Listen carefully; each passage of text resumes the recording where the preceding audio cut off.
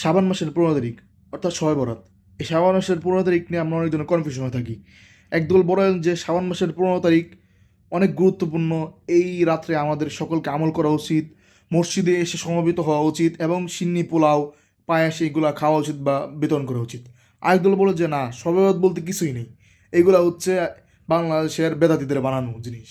তাহলে কোনটা সঠিক? যারা বলে যে শবে বরাত বলতে কিছু নেই কোরআন সুন্নাহয়, তাদেরটা সঠিক। কীভাবে? শবে বরাত এই শব্দটি মূলত আরবি শব্দ নয়, এই শব্দটি মূলত দুটি শব্দের সমষ্টি। এক শব, দ্বিতীয় হচ্ছে বারাত। শব এটি ফার্সি শব্দ, অর্থ হচ্ছে রাত, আর বারাত অর্থ হচ্ছে মুক্তি, যেটাকে পরে বরাত হয়ে গেছে, বারাত থেকে বরাত হয়ে গেছে, অর্থাৎ শবে বরাত অর্থ হচ্ছে মুক্তির রাত। তাহলে কোরআন সুন্নাহয় কী আছে? কোরআন সুন্নাহয় আছে হচ্ছে লাইলাতুন নিসফি মিন শাবান, অর্থাৎ শাবান মাসের 15 তারিখ, অর্ধেক রজনী। অর্ধেক রজনী হলে 15 তারিখ হয়ে যায়, অর্থাৎ শাবান মাসের 15 তারিখ রজনী। তাহলে কি কোরআন সুন্নাহয় কিছু আছে এই ব্যাপারে? কোনো বরকতের কথা উল্লেখ আছে? বা সহিহ ইবনে হিব্বান, সুনান ইবনে মাজাহ এবং মুসান্নিফ ইবনে আবি শাইবা, এই তিনটি গ্রন্থ থেকে একটা হাদিস নিব। হাদিসটি হচ্ছে عن معاذ بن جبال رضي الله عنه عن النبي صلى الله عليه وسلم قال يطلع الله إلى خلقه في ليلة النصف من شعبان فيقول لجميع خلقه إلا لمشرك أو مشاحن. عن أبي موسى الأشعري رضي الله عنه عن النبي صلى الله عليه وسلم قال يطلع الله في ليلة النصف من شعبان فيغفر لجميع خلقه إلا لمشرك أو مشاحن। অর্থাৎ আল্লাহ সাল্লাল্লাহু আলাইহি ওয়াসাল্লাম বলছেন, আল্লাহ তাআলা শাবান মাসের 15 তারিখে তার বান্দার প্রতি মনোনিবেশ করেন এবং তিনি তার সকল বান্দাদেরকে ক্ষমা করে দেন।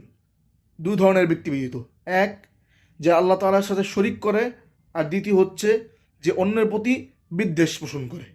অর্থাৎ বিদ্বেষ পোষণ যে করবে এবং আল্লাহ তাআলার সাথে শরিক করবে, আল্লাহ তাআলা তাকে ক্ষমা করে দেবেন না। এই দুজন ব্যক্তি ব্যতীত যারাই আল্লাহ তাআলার কাছে ক্ষমা চাবে, আল্লাহ তাআলা তাদের কি ক্ষমা করে দেবেন। তাহলে কি এই রাতে আমাদের কিছু করণীয় আছে এবং বর্জনীয় আছে?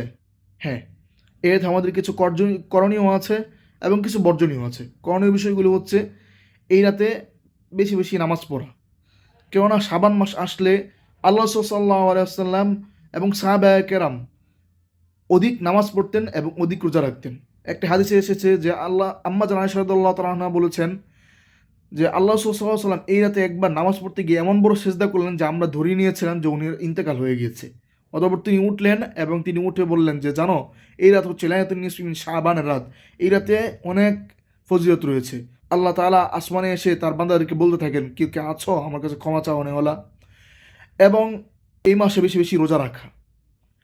তৃতীয় হচ্ছে তওবা করা আল্লাহ তাআলার কাছে, যে ভুল হয়ে গিয়েছে আল্লাহ তাআলা যেন আমাদেরকে ক্ষমা করে দেয়।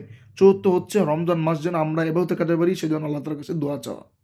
এবং কিছু বর্জনীয় বিষয় আছে। বর্জনীয় বিষয় বলতে সর্বপ্রথম হচ্ছে হালুয়া, রুটি, সিন্নি, পোলাও, পায়েস এইগুলা বিতরণ করা অথবা এইগুলা খাওয়াকে জরুরি মনে করা, এইগুলা সবই হচ্ছে বেদাত। এই রাতে এসব কোনো আমল নেই। দ্বিতীয় হচ্ছে এই রাতের জন্য কিছু নির্দিষ্ট আমল মেনে নেওয়া, অর্থাৎ নির্দিষ্ট আমল সাব্যস্ত করে নেওয়া। এই রাতে গোসল করা কিংবা এই রাতের জন্য এত রাকাত নফল নামাজ পড়া, এসব কিছুই নেই। যতটুক পারা কোরআন তেলাওয়াত করা, নামাজ পড়া, তওবা করা, এই রাতে হচ্ছে এইগুলোই আমল। তৃতীয় হচ্ছে নফল ইবাদতকে ফরজিয়াতের কাতারে নিয়ে আসা, অর্থাৎ কেউ এশার নামাজ পড়ে শুয়ে যাইতেছে, তাই যায় এই রাতে কেন আমল করল না, অথবা আমি আমল করতে পারলাম না, না, এগুলো করা যাবে না। এই রাতে যতটুকু পারি, যে যতটুকু পারে আমল করে, এই রাত নফল ইবাদতের রাত। তো আল্লাহ তাআলা আমাদেরকে এই রাতের ফজিলত বুঝে আমল করা তৌফিক দান করুক এবং রমজান মাসের প্রস্তুতি নেওয়া তৌফিক দান করুক। আসসালামু আলাইকুম।